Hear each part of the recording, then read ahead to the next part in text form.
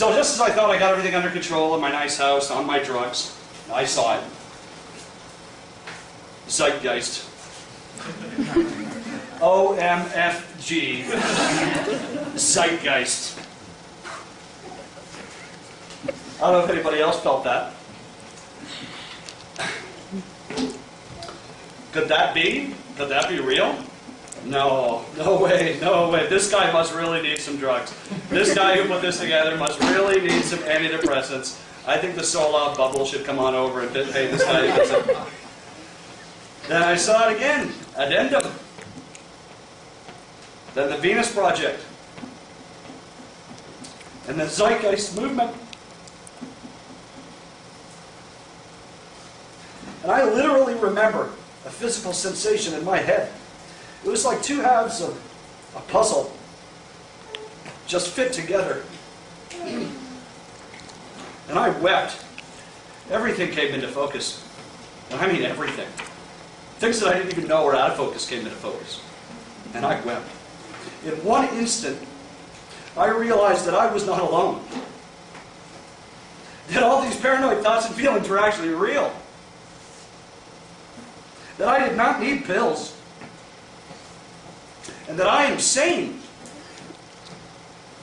I'm a perfectly sane person living in a completely insane system. Yeah.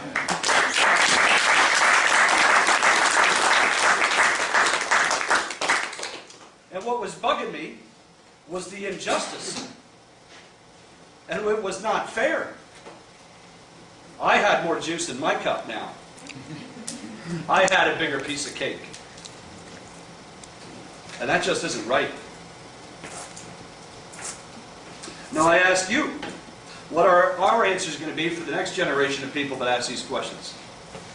What are we going to say to them?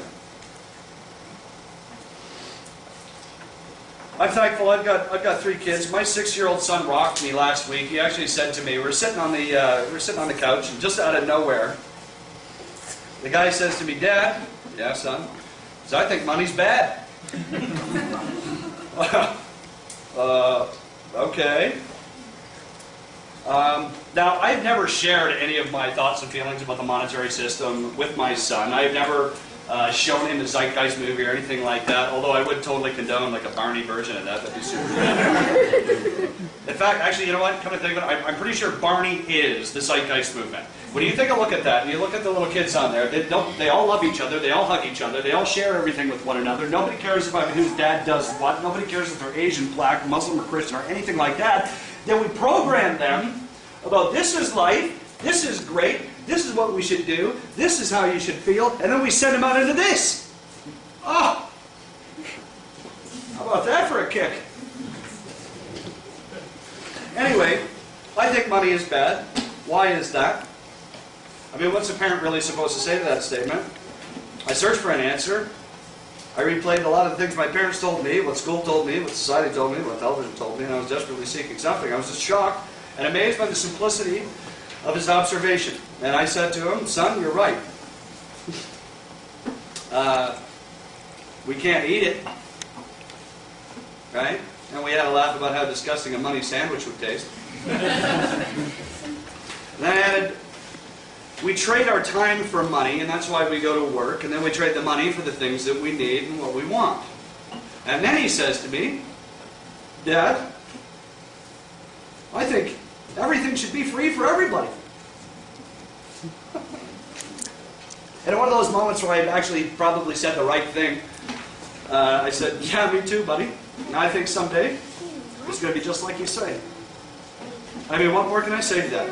The 6-year-old was right. The 6-year-old was right about society. The 6-year-old was right about humanity.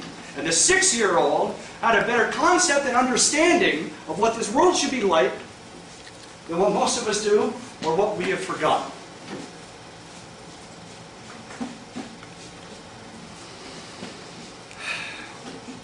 What's more interesting is, despite the fact that we live in this system, this insane system, we still try to cultivate these ideals and these dreams in our children.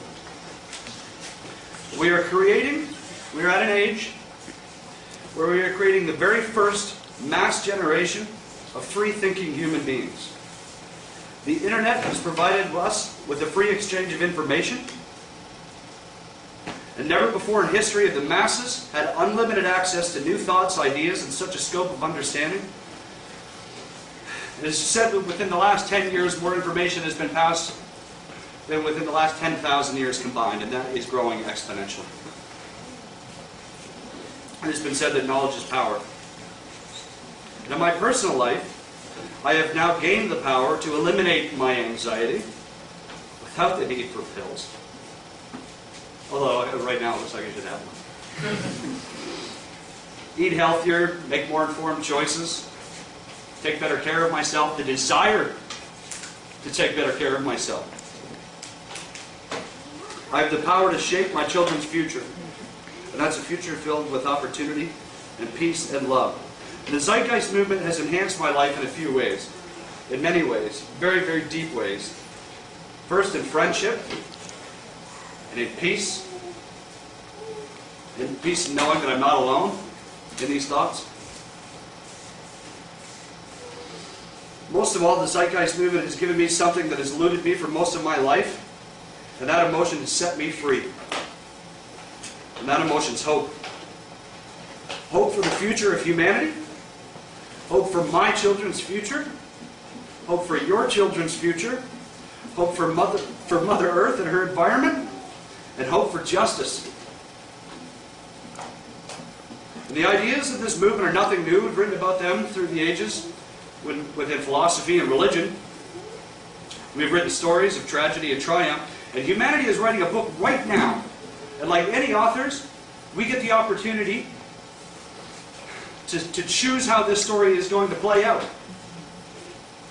I, for one, now see ourselves entering a fantastic chapter in human history.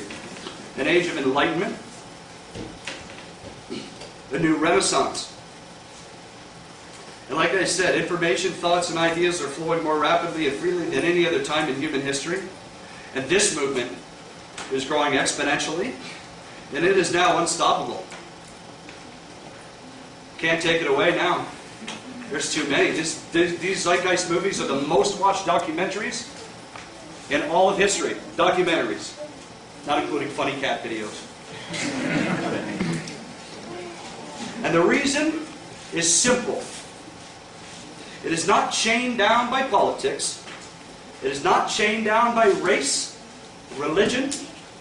It is a peaceful, intellectual, social revolution born of our collective human spirit.